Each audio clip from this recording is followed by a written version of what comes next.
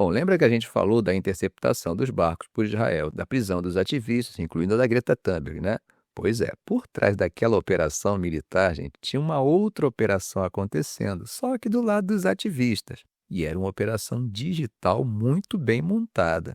Enquanto os soldados israelenses, com capacetes e óculos de visão noturna, subiam nos barcos na quarta-feira à noite, lá em Glasgow, na Escócia, dois desenvolvedores do site, a Lizzie Malcolm e o Daniel Powers, estavam numa corrida danada. Eles eram os responsáveis por manter o site da flotilha no ar, mostrando em tempo real o que estava acontecendo.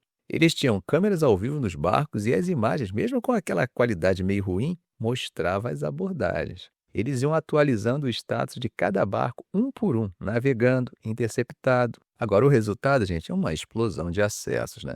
O site teve 2,5 milhões de visitas na quarta-feira e 3,5 milhões de visitas na quinta. A Lizzie, que é a co-diretora da empresa Rectangle, que fez o site, disse que ela nunca tinha visto números assim, pelo menos em um site em que ela tenha feito, né? Gente, milhões de pessoas no mundo todo estavam ligadas, acompanhando o destino daqueles barcos. A gente poderia pensar, a flotilha falhou, não conseguiu chegar em Gaza. Bom, sim e não. Os mais de 40 barcos, com cerca de 500 pessoas a bordo, incluindo parlamentares, advogados e ativistas, foram parados e escoltados para Israel. Mas o barulho que eles fizeram, gente, foi gigantesco, né? Tá, mas o que eles conseguiram com essa publicidade toda? Uma nova flotilha com 11 barcos já zarpou e está a caminho.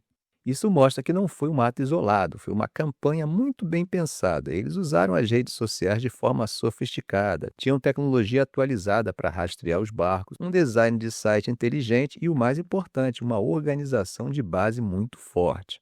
Essa ideia de fazer uma coisa maior surgiu numa reunião em junho na Tunísia. Vários grupos, como o March to Gaza, que já tentavam furar o bloqueio de outras formas, resolveram se juntar. Um membro do grupo, o Anthony Fares, explicou que a ideia era de que uma coisa maior era necessária, né? Então houve discussões sobre como se comunicar com as pessoas e também uma troca de conhecimento. E o apoio foi imediato e bem grande. Quando eles abriram as inscrições para voluntários, receberam 20 mil aplicações.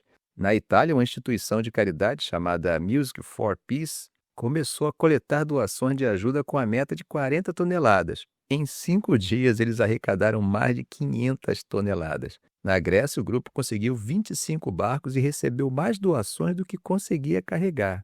Eles também se organizaram de um jeito bem esperto, né, com cada país tendo seu próprio porta-voz.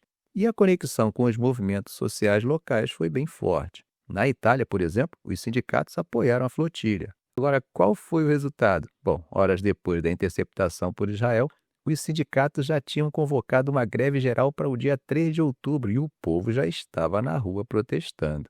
A moral da história aqui é a seguinte: Israel pode ter parado os barcos, né? Mas não conseguiu parar o movimento. Pelo contrário, a ação israelense, transmitida ao vivo para milhões, acabou dando mais combustível e mais visibilidade para a causa dos ativistas. Eles transformaram uma derrota tática no mar numa vitória de propaganda gigantesca.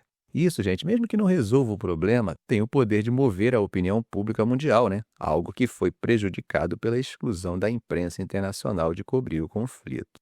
Bom, ainda em relação a Gaza, gente, a notícia que está movimentando a diplomacia é que Trump pediu a Israel para parar os bombardeios em Gaza. Isso porque o Hamas teria concordado em libertar reféns e aceitado partes importantes do tal plano de paz americano.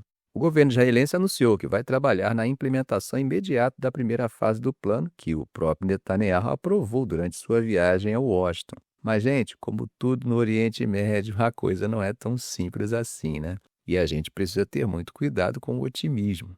Primeiro, porque o cronograma exato para implementar esse plano de Trump ainda não está bem claro. Segundo, porque a logística pode ser um pesadelo. A devastação em Gaza é tão grande que até mesmo a entrega de reféns pode ser complicada.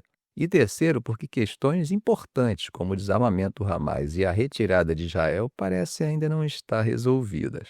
E a gente tem que lembrar, né? Outros cessar-fogos durante essa guerra acabaram com Israel retomando a ofensiva e os combates também, né? Mas será que a situação no terreno já mudou? Sim e não. Logo depois do pedido de Trump, moradores de Gaza relataram bombardeios pesados na cidade de Gaza. Mas desde então, eles dizem que os ataques aéreos diminuíram bastante, com um período de calma relativa e apenas explosões ocasionais. Trump parece determinado a acabar com o conflito com este plano de 20 pontos, né? Ele chegou a dizer que não se trata apenas de Gaza, trata-se da tão buscada paz no Oriente Médio. Mas os obstáculos são bem grandes. A resposta do Hamas, por exemplo, não deixou clara sua posição sobre o desarmamento, que é uma exigência importante do plano de Trump e um dos principais objetivos de Israel na guerra, né? E do lado israelense, a gente tem um paradoxo. Netanyahu aprovou o plano, mesmo que ele ofereça um caminho, ainda que condicional, para o futuro Estado palestino. E isso, como vocês já estão cansados de saber, o próprio Netanyahu já disse publicamente que não permitiria acontecer, né? Então, qual pode ser o cálculo dele? Bom, talvez ele esteja tentando se manter do lado certo de Trump e dos Estados Unidos, que são seus aliados vitais, né?